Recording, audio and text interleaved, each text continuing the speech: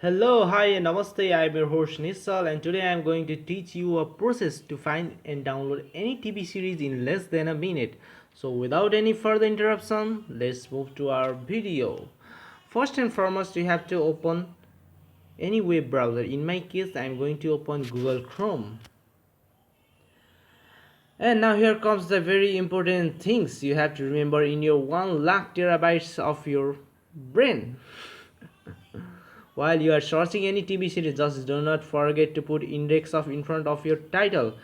You can see here the example. If I want to download the TV series of Game of Thrones, then I will use index index of Game of Thrones season 1 episode 1, and boom, here you see the result. Then click on the first result, and after that can see you can see here.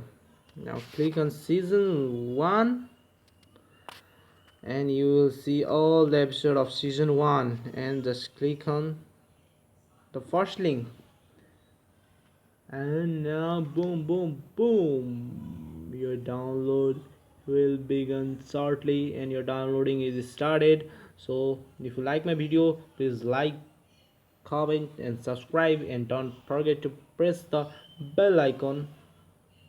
Thank you so much. Bye bye.